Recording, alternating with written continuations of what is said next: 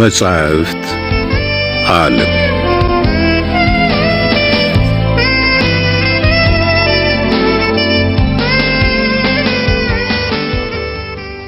እፎይታ ደራሲ አሌክሳንደር ዱማስ ትርጉም ተሾመ ዳምጠው ተራኪ ደጀኔ ጥላሁን እፎይታ ዘ ካውንት ኦፍ ሞንቴ ክሪስቶ ክፍል 5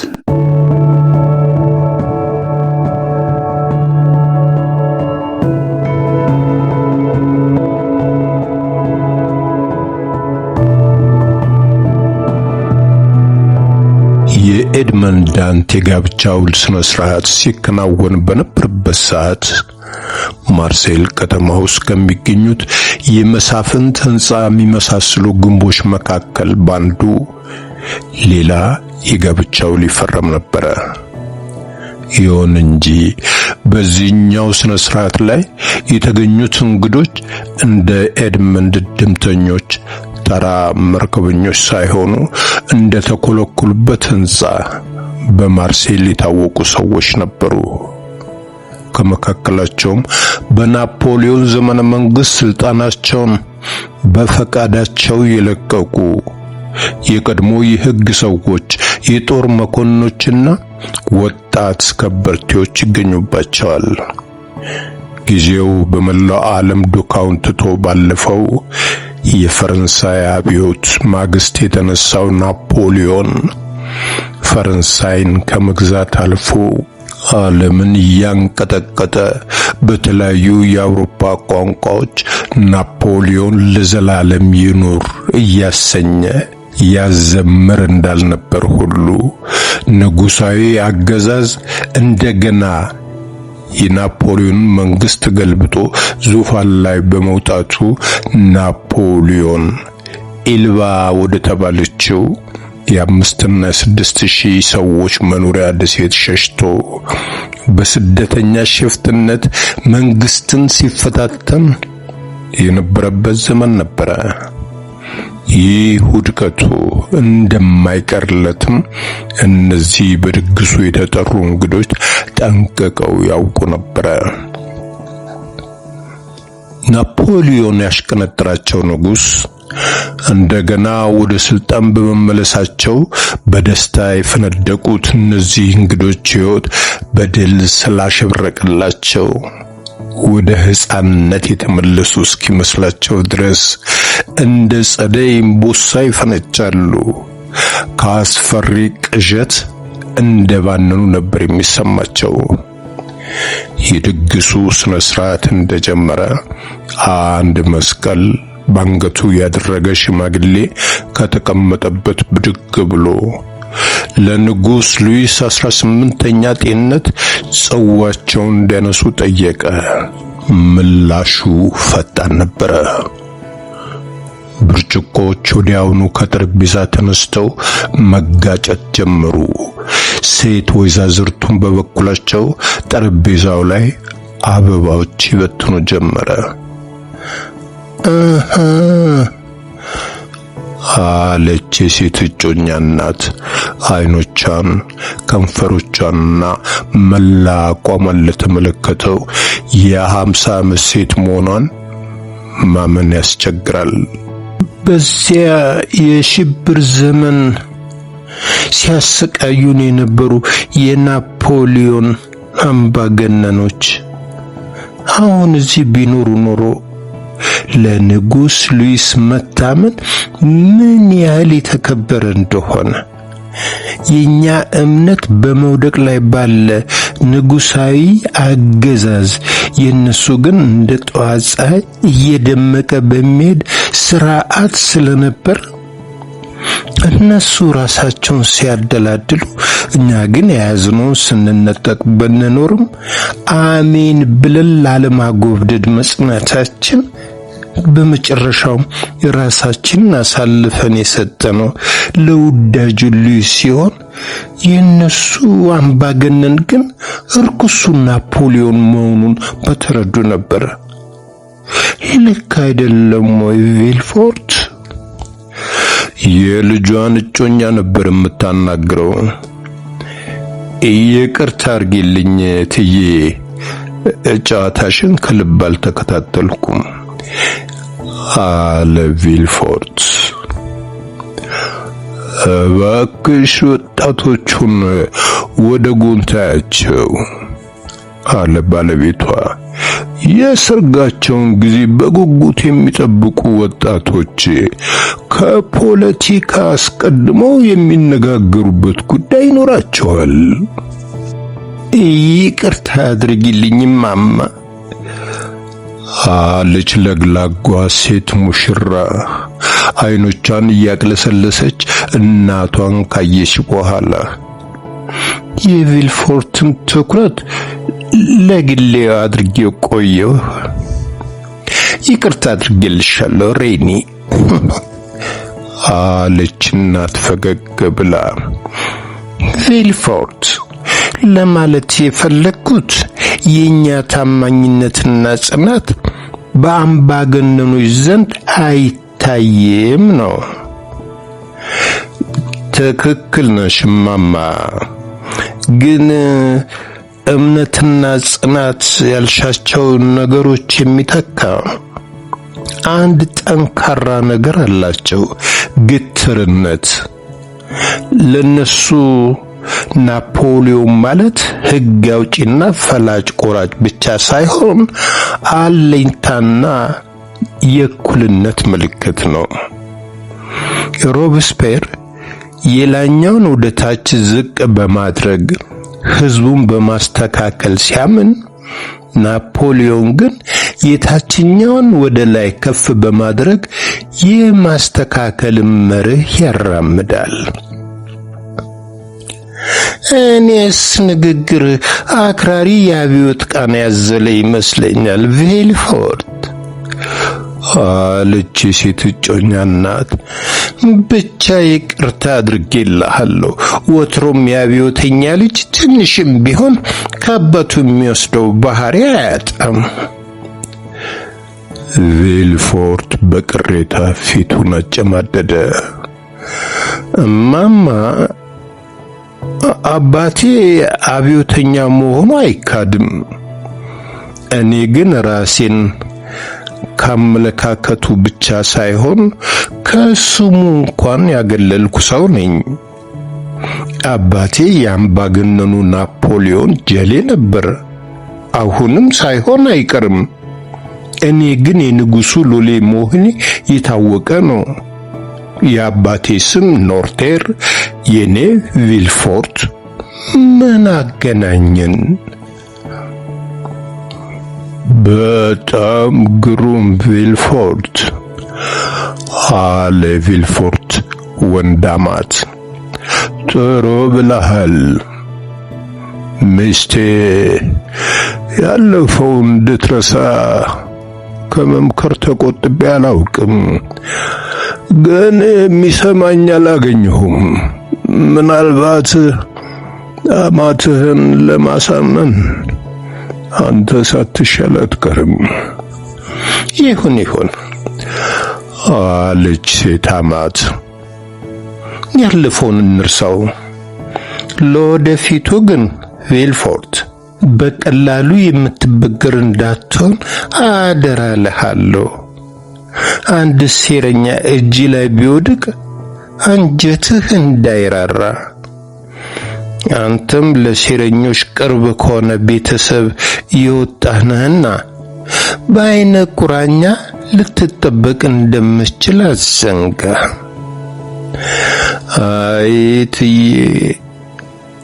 አለ ቪልፎርት፣ ለዘብተኛ ልሁን ብል ሙያዬስ ሆነ ያለንበት ቀውጢ ጊዜ መቼ ይፈቅድልኛል? እንዳውም ካሁን በፊት የደረሱብኝን የፖለቲካ ወቀሳዎች ለማክሸፍና ማንነቴን ለማስመስከር ከአባቴ የቀሰምኩት የአብዮተኝነት ባህሪም እንደሌለኝ ለማረጋገጥ የግድ መጨከን እንዳለብኝ ይሰማኛል። በዚያ ላይ ነገሩ ሁሉ ገና አልጠራም። ናፖሊዮን የኤልባን ደሴት እንደያዘ ነው።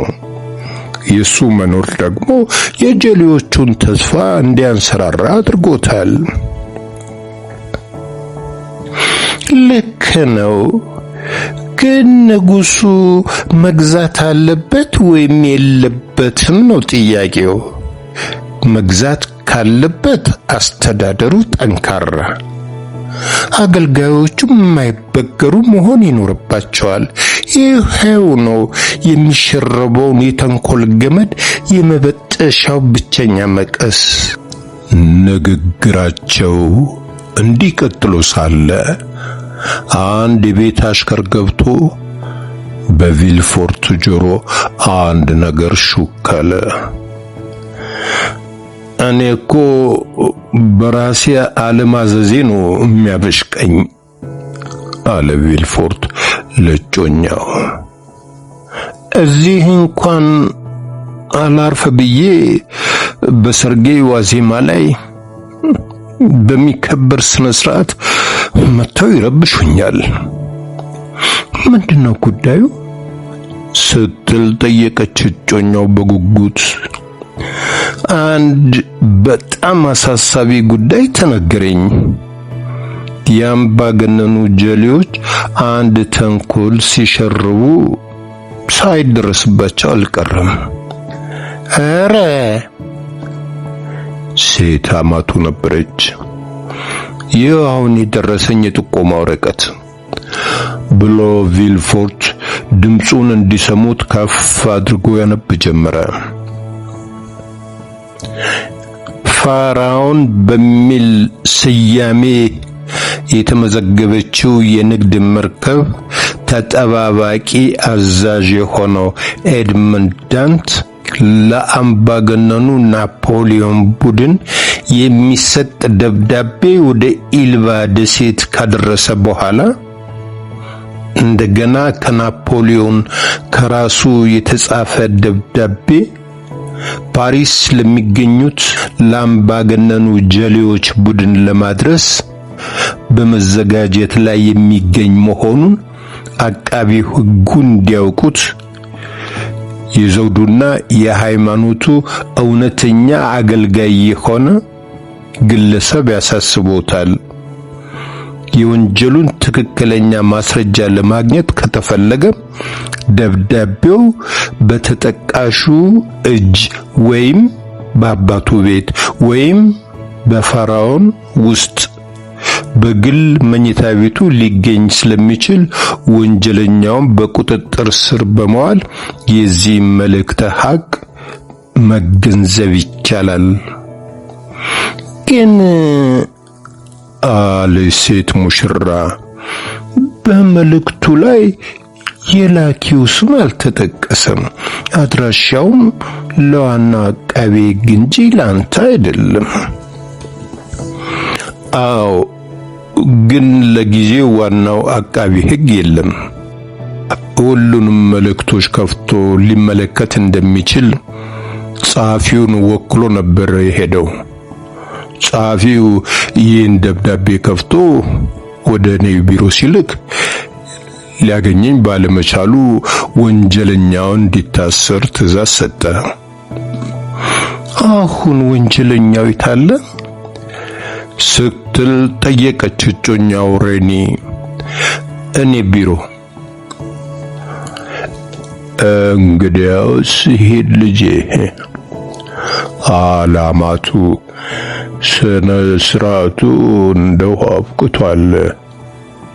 ለማምሸት ብለህ ስራህን ችላ አትበል።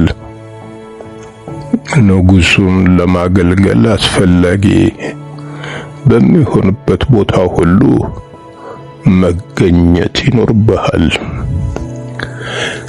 ቪልፎርት ጊዜ አላጠፋም። ወዲያውኑ ወደ ቢሮ ገሰገሰ። ለወደፊት እድሉ አስጊ የሆነው የአባቱ የፖለቲካ አቋም ከሚያሳስበው በቀር ቪልፎርት በዚያ ጊዜ ደስተኛ ሰው ነበረ።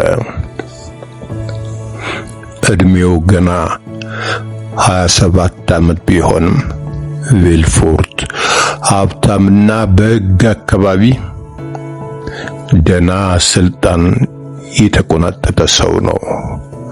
በዚያ ላይ የሚያፈቅራትና የምትመጣጠነውን ቆንጆ ልጅ ለማግባት በዋዜማው ላይ ነው።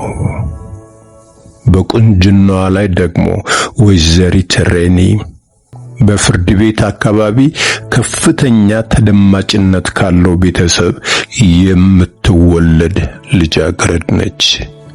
ከዚህም በተረፈ ለጎጆ መውጫም ይሆን 150,000 ፍራንክ ያላት ሲሆን አንድ ቀን የወላጆቿን ግማሽ ሚሊዮን ፍራንክ ካፒታል እንደምትወርስ ግልጽ ነው። ይህን ሁሉ የሚያሰላስለው የቪልፎርት አእምሮ በደስታ ውቅያኖስ ቢዋኝ አያስደንቅም። በሩ ላይ የሚጠባበቀውን የፖሊስ ኮሚሳር ሲመለከት ቪልፎርት ከሐሳቡ ባነነ። ፊቱን ከስክሶ ወደ ኮሚሳሩ እየተመለከተ እንዲህ አለ። ደብዳቤውን አንብቤዋለሁ። ሰውየውን በቁጥጥር ስር መዋላችሁ ደግ አድርጋችኋል። አሁን ስለ ወንጀለኛውና ስለ ተጠነሰሰው ሴራ ያላችሁን መረጃ በሙሉ እንድታቀርቡልኝ እፈልጋለሁ። ስለ ሴራው እንኳን ገና የደረስንበት ነገር የለም ጌታዬ። በሰውየው እጅ ላይ የተገኙት ወረቀቶች በሙሉ እንደ ታሸጉ ጠረጴዛው ላይ ተቀምጠዋል። ከደብዳቤው እንደተገለጸው የወንጀለኛው ስም ኤድመንድ ዳንት ነው። ስራውም ንብረቷ ሞራልና ልጆቹ የተባለው ድርጅት የሆነ ፋራውን የተባለች ከአሌክሳንድሪያና ከሲሚርና ጥጥ የምታጓጉዝ መርከብ ተጠባባቂ አዛዥ ነው። በዚህ ቅጽበት አንድ ሰው ወደ ቪልፎርት ይቀርባል። ሞራል ነበረ። ወዳጄ ቪልፎርት አለ ሞራል፣ አንተን ለማግኘት በመብቃቴ በጣም ነው የተደሰትኩት። በጣም የሚያሳዝን ከአሳዛኝነቱም ክብደት የተነሳ በጣም የሚያስቅ ስህተት ተሰርቷል። የመርከቤ ካፒቴን ኤድመንድ ዳንት በአጉል ነገር ከአጉል ቦታ ተነስቶ ታስሯል። ገባኝ ጌታዬ ሲል መለሰ ቪልፎርት።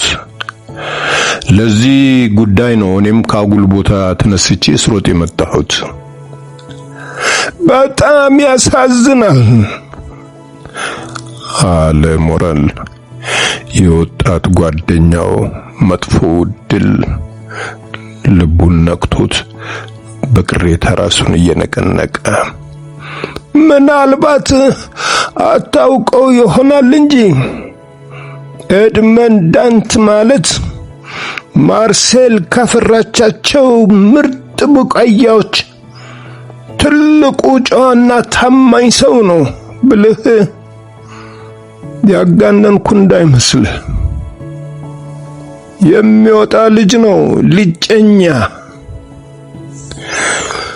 ቪልፎርት በዘርግንዱ ወደ መሳፍንቱ ወገን የሚጠጋ ሲሆን አቋሙም በወቅቱ ከተገለበጡት ዙፋን ተመልሰው የነገሱትን ሉዊስ 18ኛን የሚደግፍ ነው። ሞራል ግን በጠንካራ ሰራተኝነቱ ከበርቴ ይሁን እንጂ ከመሰረቱ ከተራ ቤተሰብ የተገኘ ሰው ነው። ለጥቂት ዓመታት ፈረንሳይን ሲገዛ ቆይቶ የወደቀውን የናፖሊዮንን አስተዳደር በድብቅ እንደሚደግፍም ይወራበታል። ቪልፎርት ሞራልን በንቀት ገልመጥ ካደረገው በኋላ ቀዝቀዝ ባለ አንደበት ሊሆን ይችላል ወዳጄ። እስረኛው ንጹህ ባይሆን ኖሮ እርሶስ መቼ እንዲሁ ወደኔ ይመጡ ነበር። ግን ጊዜው በጣም አስቸጋሪ ነው። ፖለቲካው ተወሳስቧል። ሰውም እንደ ሳሙና እየተሙለጨለጨ ለእምነት አስቸግሯል። አንድ ጥፋት ቢገኝበት ኋላ ማጠፊያው እንዳያጥርብኝ ከተጠያቂነት ለመዳን የበኩሌን እርምጃ ለመውሰድ እገደዳለሁ። እንዲህ እንደተናገረ ከቢሮ በመድረሱ እንደ በፊቱ ቀዝቀዝ ብሎ ሞራልን ካሰናበተው በኋላ በተጀነነ እርምጃ ወደ ውስጥ ገባ።